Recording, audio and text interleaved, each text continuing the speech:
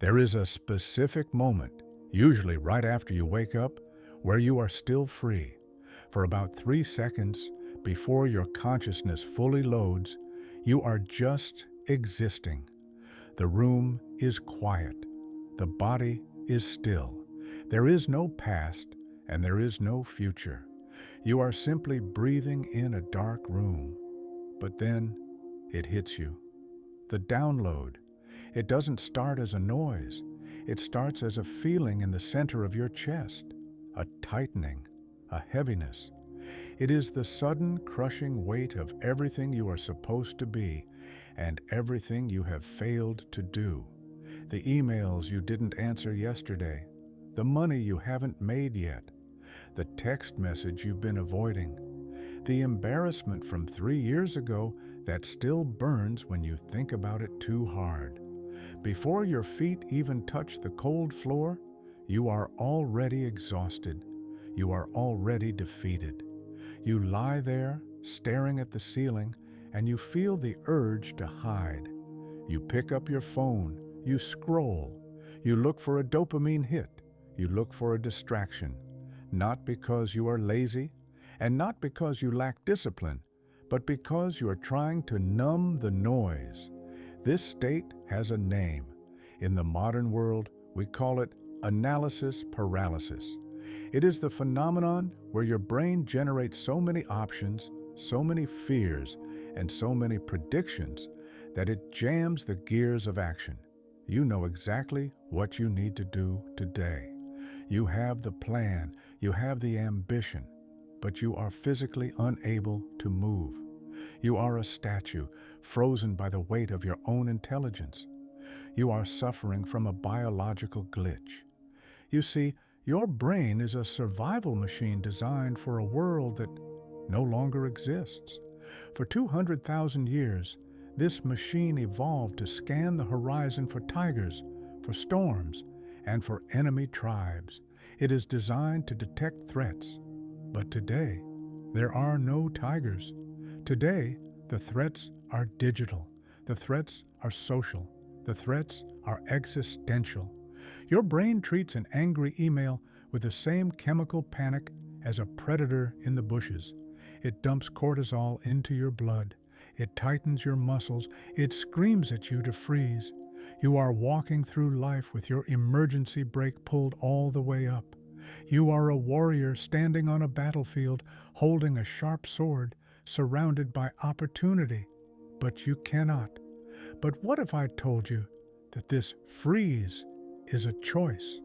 What if I told you that the friction you feel, the resistance between thinking and doing, is not a permanent feature of your personality? What if I told you there is a switch in the human brain that can turn the noise off? 400 years ago, in the freezing mountains of Japan, a group of men discovered how to flip this switch. They were not monks sitting in comfort. They were men who lived on the razor's edge of death. They realized that in a sword fight, if you stop to think, you die. If you stop to worry, you die. If you hesitate for even a fraction of a heartbeat, you die. So they developed a mental technology, a method to delete the self, a way to act without the lag of thought. They called this state Mushin, the mind of no mind. It is the state where fear, hesitation, and the ego simply evaporate. It is the state where the doer and the deed become one. And to understand it, to truly learn how to silence the modern noise in your head, we must leave this world behind. We must travel back to a freezing night in Kyoto, in the year 1604, to the base of a single ancient pine tree, and to a young man who is about to face the impossible. The Crucible. We find ourselves in Kyoto. The year is 1604. It is the dead of winter. The air is not just cold, it is biting. It tastes of iron, wet earth, and pine needles. We are standing at the base of the Ichijoji Temple Pine, a massive gnarled tree that has stood for centuries, watching generations of men live and die, Under the shadow of this great tree, a young man stands alone. His name is Miyamoto Musashi. If you were to look at him tonight, you would not see the legendary sword saint that history remembers. You would not see a master of discipline. You would see a feral dog. He smells of old blood and fear. He is only 21 years old, and he has known nothing but violence since he was a child. But tonight is different. Tonight he is trembling. His hands are gripping the hilts of his two swords so tightly that his knuckles are white. His breath comes in short, sharp clouds of steam in the freezing air. He is waiting, and in the silence of the forest, his mind is screaming. The fog begins to roll in off the mountains. It is thick and heavy, swallowing the world in white. And from that fog, the nightmare reveals itself. First, it is just a sound, the clinking of armor, the soft thud of hundreds of sandals on the frozen mud. Then, the light. Torches flicker into existence one by one, like demon eyes opening in the dark. Musashi was expecting a duel. He had challenged the head of the Yoshioka school to a final contest. He expected honor. He expected a fair fight. But the Yoshioka did not come for honor. They came for extermination. As the mist clears, the reality sets in. There are not 2 men. There are not 10 men. There are 70. 70 heavily armed samurai form a semicircle around him. They have brought everything. There are archers with heavy war bows, arrows nocked and drawn tight. There are musketeers with slow burning matches waiting for the command to fire. There are swordsmen in heavy lacquer armor holding spears and long blades. They have formed a kill box, a wall of steel designed to crush one single human being. In this moment, Musashi is not fighting the 70 men. He is fighting his own biology. His brain is doing exactly what your brain does when you are overwhelmed. It is calculating. It is running the survival simulation, and the simulation is crashing. His inner voice is deafening. It screams at him, "Look at the archers. If you move left, they will loose. Look at the spears. If you charge, they will impale you. Run. You must run.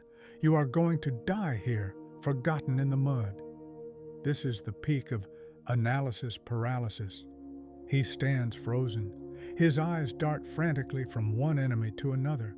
He is trying to track 70 different threats at once. He is trying to plan his 10th move before he has even made his first. The sheer volume of data is crushing him. The fear is a physical weight heavier than he is trying to think his way out of the fight. And in a fight, thinking is suicide. Suddenly, movement. The leader of the Yoshioka steps forward. He does not hold a sword.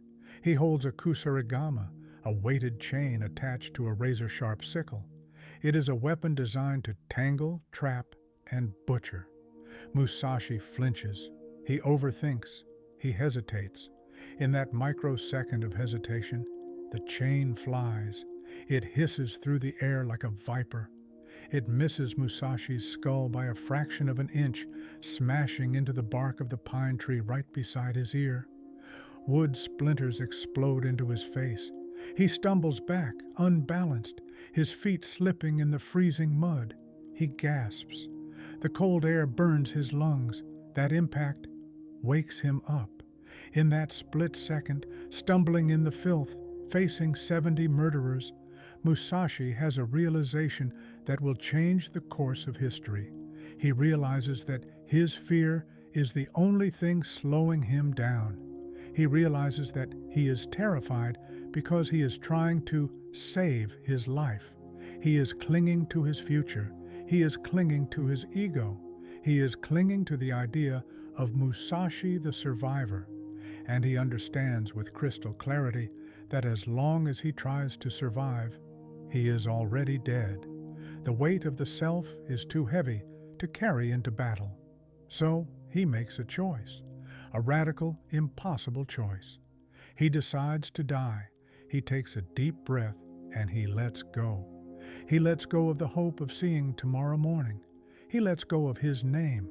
He lets go of his fear of pain. He accepts completely and utterly that he is a dead man walking, and in that acceptance, the weight vanishes. The screaming voice in his head, the critic, the planner, the scared child, is silenced. Because a dead man has nothing to lose.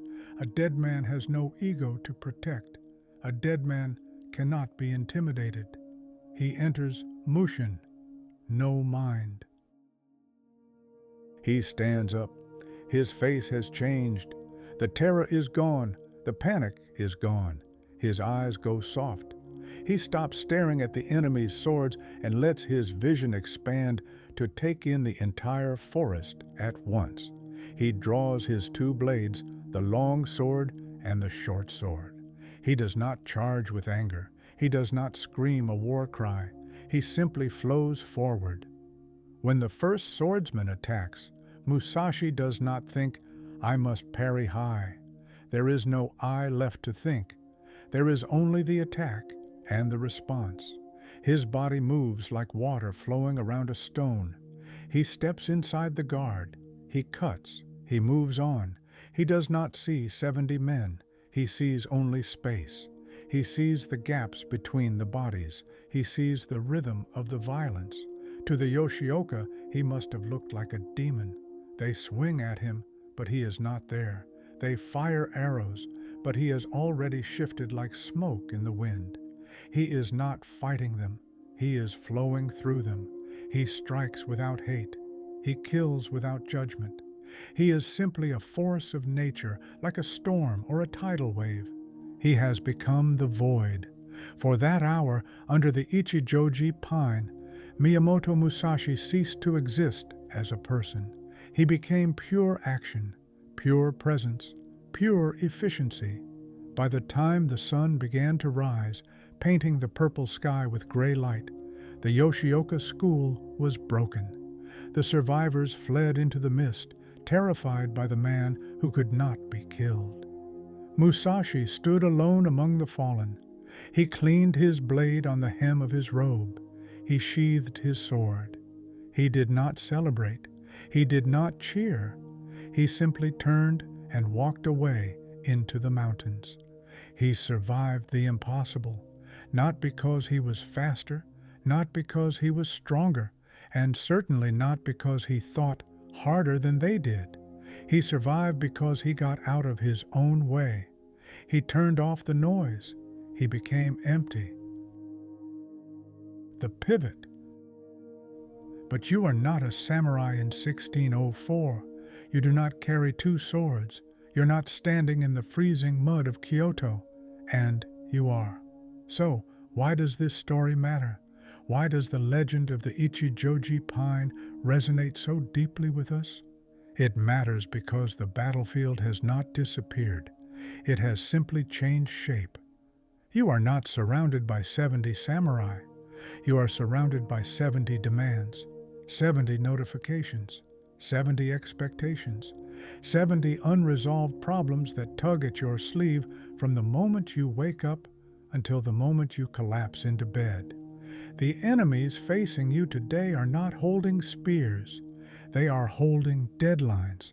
They are holding debt. They are holding the silent, crushing pressure to be someone in a world that never stops watching.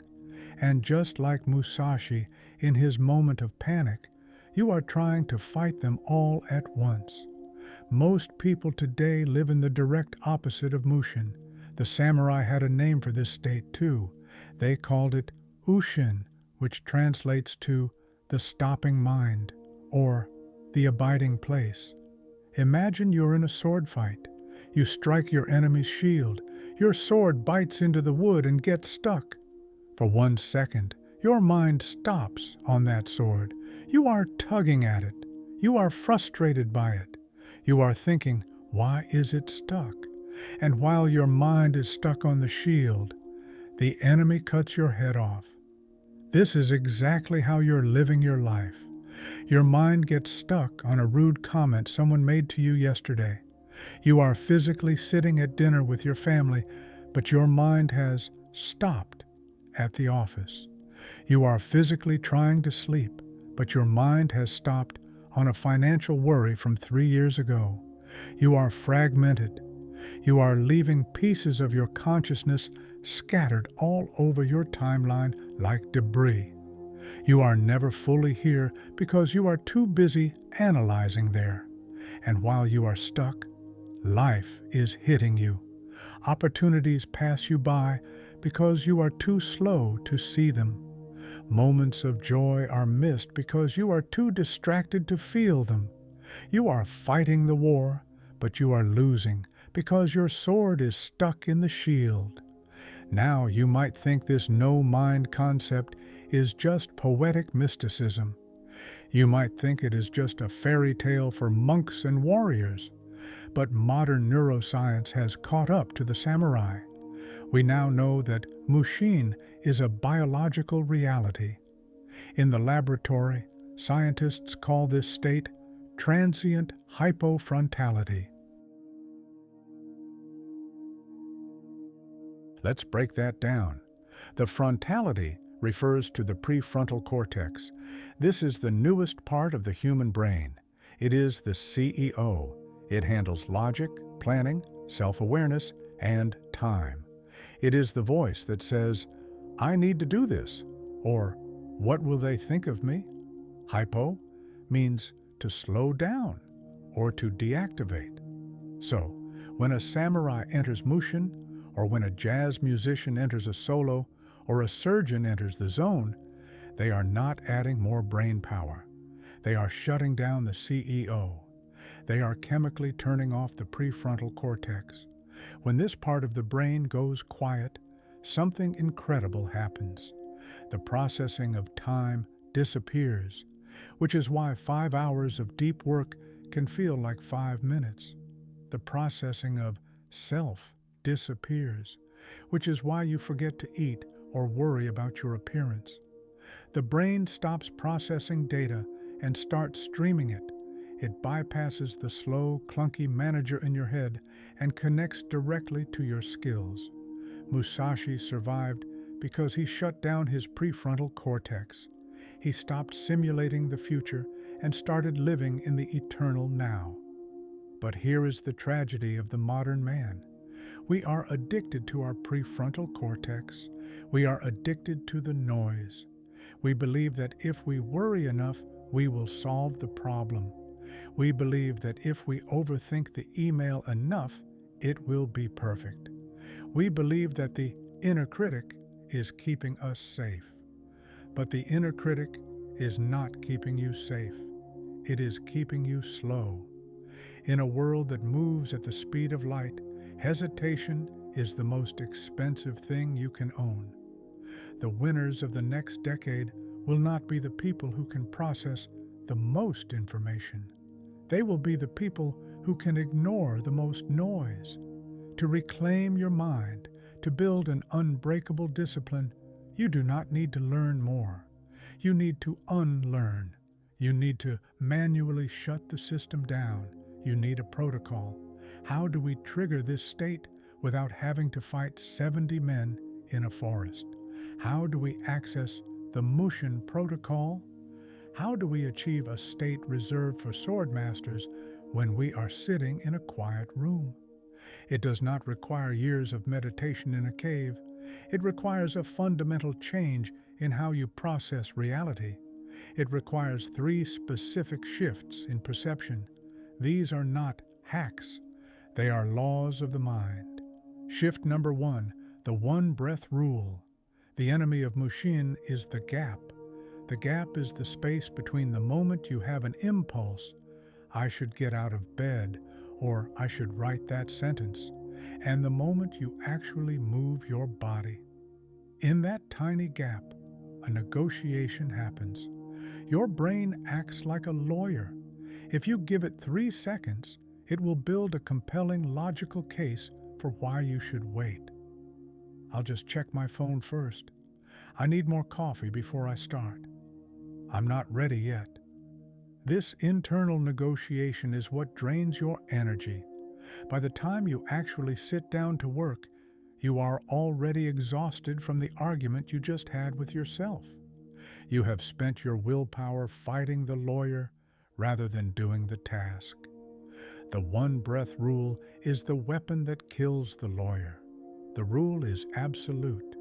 When the impulse to act strikes, you must move your body before you finish your next exhale. Do not negotiate. Do not check how you feel about it. Do not look for motivation.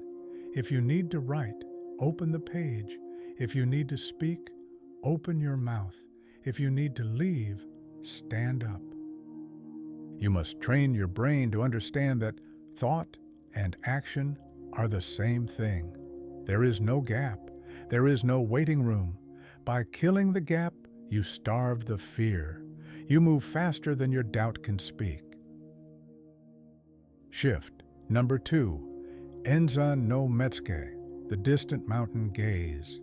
In a sword fight, if you stare directly at the enemy's sword, you will be hypnotized by it. Your world shrinks down to that one sharp piece of steel. This is called tunnel vision. When you have tunnel vision, your brain screams, threat, threat, threat. Your cortisol spikes, your muscles tense. You become reactive. You will not see the fist coming from the side. You will not see the cliff behind you. Musashi taught a technique called Enzan no Metsuke, which translates to gazing at a distant mountain. He looked at his enemy, but he looked through him. He kept his eyes soft. He took in the entire battlefield, the trees, the ground, the sky, and the 70 men, all at once. You must apply this to your work. When you are overwhelmed by a project, it is because you are staring at the sword. You are obsessing over the outcome. You are hyper-focused on the result. This video must get 1 million views. This essay must be perfect. This is tunnel vision, and it triggers the biological fight or flight response. You cannot be creative when you are in fight mode. You must soften your eyes, physically relax your jaw, look at the wall behind your monitor, stop staring at the outcome, and focus only on the rhythm. Just type, just lift, just work. Don't judge the work while you're doing it. Don't ask if it is good or bad. Just let it flow out of you. Tunnel vision creates anxiety. Panoramic vision creates peace. You must choose how you see. The reason you hesitate is because you're protecting a character you have created in your head. You are protecting the main character. You are afraid to start the business because, what if I look stupid? You are afraid to speak up because, what if I am wrong? This is the spotlight effect. You believe that the 70 samurai are watching you. You believe the world is an audience waiting for you to fail. But the truth is, nobody is watching. The 70 samurai are not thinking about you. They are thinking about themselves. Musashi did not think, I am fighting. He thought, there is fighting. He removed the subject from the sentence. You must do the same. You are not a writer trying to be a genius. There is just writing happening. You are not a speaker trying to be charismatic. There is just speech happening. View yourself not as the source of the action, but as the vessel for it. The work flows through you. You are just the hand that holds the pen. You are just the body that swings the sword. When there is no self to protect, there is no fear to feel. When you are nobody, you can do anything. Let us return one last time to the foot of the mountain. The battle of the Yoshioka ended in silence. The screams have faded. The fog has lifted. Musashi stands by a running river. He kneels down on the frozen bank and plunges his blade into the icy water. The current runs red, then pink, and finally, clear. He slides the katana back into its scabbard with a sharp click. He survived not because he was a god. He survived not because he was fearless. He survived because for 1 hour he got out of his own way. He allowed the universe to move through him without the friction of his own doubt.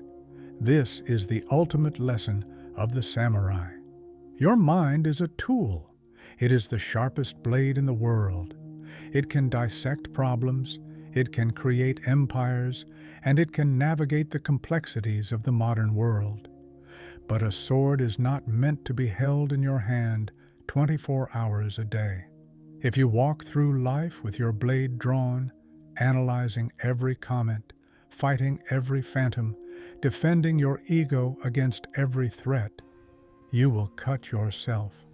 You will bleed out before you ever reach your destination. Use the mind to solve the problem. Use the mind to plan the day. But when the task is done, sheath it. Return to the silence. Return to the breath. Return to the empty boat floating on the lake. Do not let your own intelligence become your enemy. The path of the warrior is not about learning how to add more to your life. It is about learning how to subtract. It is about burning away the fear, burning away the hesitation, and burning away the self until only the action remains. However, entering this state is only half the battle. Staying there requires a foundation. You cannot build a mind of steel on a foundation of sand. If your mornings are chaotic, your mind will be chaotic. To master the discipline required to maintain Mushin, you need to master the first hour of your day. There is a specific routine used by the Stoic emperors of Rome, designed to build this exact type of mental fortress. Watch this video on the Roman morning routine next. It is the shield that protects the sword. Walk the path.